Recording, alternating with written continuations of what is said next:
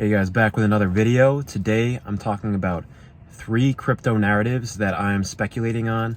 I have small positions in 3 particular cryptos, and they each represent a different narrative. So I'm just going to go into those 3 narratives and why I like those particular cryptos. So the first narrative isn't that complicated, and that is layer 2s for Bitcoin. And there's not too many options in terms of cryptos to buy for this.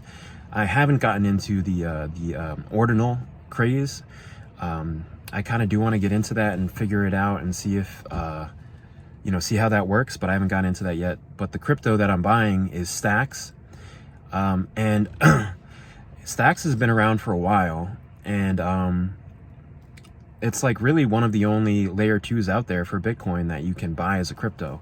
So if nothing else, I think the narrative is going to do well, especially with the Bitcoin halving coming up, and with this whole ordinal craze, and with Bitcoin dominance also going up, in the past few months, which I think will continue.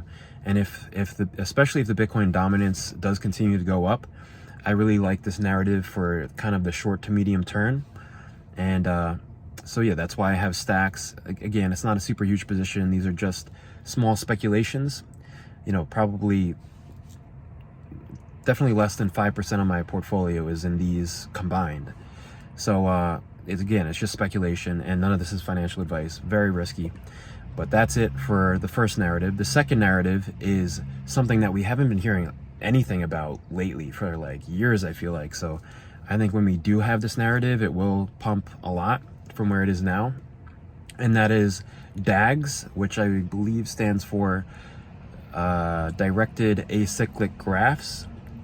And so this is actually different than blockchain, but it's similar in that it is a distributed ledger, distributed system, but it uses a completely different mechanism than blockchain, and it is much more energy efficient, and it is much more scalable than blockchain. But of course, this brings the question of, is it as secure? What are the downsides of that? And a big part of it not being as big as blockchain is that it is younger than blockchain. It's also more complicated than blockchain.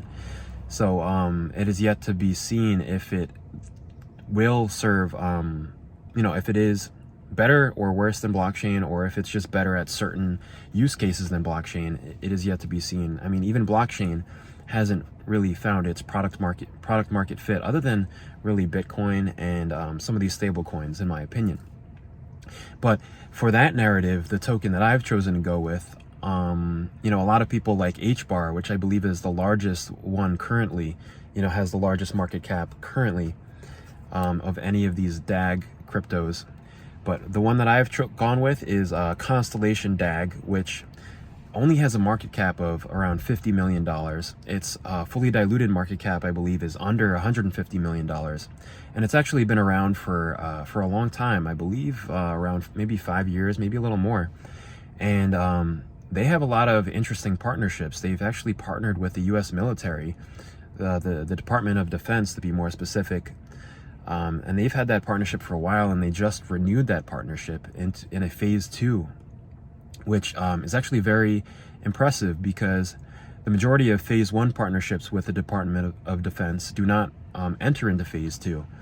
I believe something around, I think it was 16% of phase 1 partnerships go forward into phase 2. So that is impressive. And again, a very low market cap.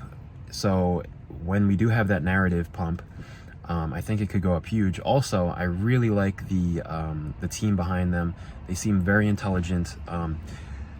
I've been doing research on DAG technology, but it's still kind of over my head. I obviously understand that it's more scalable, more energy efficient, but it is pretty complicated. It's hard for me to understand, but I've heard a lot of people say that it does have use cases that it will have in the future. And that makes sense, because it's much more scalable than blockchain. So that's it for the DAG narrative. And so the third narrative is decentralized stablecoins. Now, we know for a fact that there is demand for stable coins. I mean, it's insane how, how fast the market caps of these stable coins have risen. I believe Tether, the largest one, is something around $80 billion. Then you got USDC around $30 billion, I think. So there is obviously a demand for these stable coins, and there's, as we saw last bull market, there is a demand for decentralized stable coins. Unfortunately, the for a lot of us, including me, the model of UST, the Terra Luna stablecoin, was not did not withstand the test of time, and went to zero. So we can see if Frax, which is the crypto that I'm investing in, very small position, and I'm still doing research on it, and I will build a position if I like what I find. But I have a very small position in Frax, which is attempting to do the decentralized stablecoin, correctly, obviously. And I listened to a few interviews with the the leaders behind Frax, and they are trying to make a much more sustainable version of a decentralized stablecoin with reserves, with, I believe, fully backed reserves. And I'm not fully understanding yet how that works, but I just think that's a massive narrative with huge amounts of demand, and there's not that many options currently that seem reliable. And Frax really seems to have a very good team, and they already have a bit of a network effect behind them, and so that's why I'm going with them. And their market cap is still pretty low, I believe around $500 million, and Luna got to, and when I say $500 million, I'm referring to the Frax share token.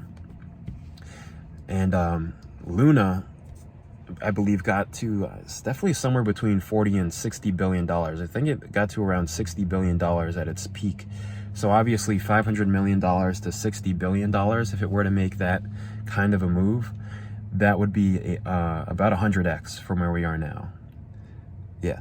So yeah, I think massive potential there as well. So those are the three narratives that I am speculating on. I've been buying those recently, still very small positions, but I definitely think they will pump, but very risky. And they will only pump really if we go into a crypto bull market, which may or may not happen in the short term. Eventually it will happen, I think, but in the short term, nobody knows. So that's it for the video. If you liked the video, leave a like, subscribe. See you guys next video.